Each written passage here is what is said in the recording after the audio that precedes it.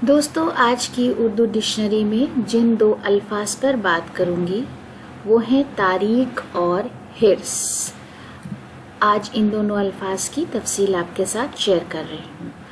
تو سب سے پہلے بات ہوگی تاریخ پر۔ یاد رکھیے کاف کے ساتھ یہ لکھا ہے تو اس کا تلفظ ہے تاریخ، یعنی چھوٹی کاف کے ساتھ ہے تو اس کو تاریخ یا تاریخ نہ پڑھیں، مطلب میں بہت فرق ہوتا ہے۔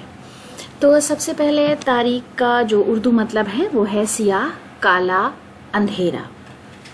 ہندی میں جسے ہم اندھکار پورن، دھندلا، شیام، تمسر، اندھکار مئے جیسے الفاظ سے سمجھ سکتے ہیں۔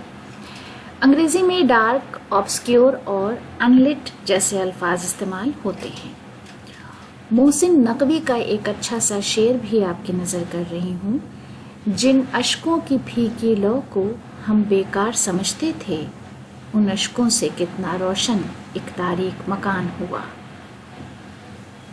پھر ہے حرص، تو اس کو رے کو جلدی سے پڑھا جائے گا حرص۔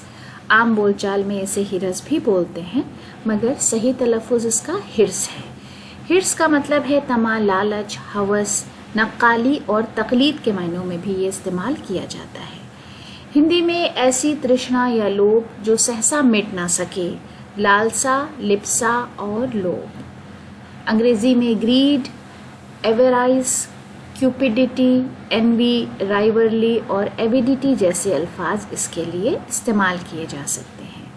عرفان ستار کا ایک شعر ہے، اس میں نہیں ہے دخل کوئی خوف و حرص کا، اس کی جزا نہ اس کی سزا ہے، یہ عشق ہے۔ تو دوستو، اس شعر کے ساتھ آج کا ویڈیو ختم کرتے ہیں۔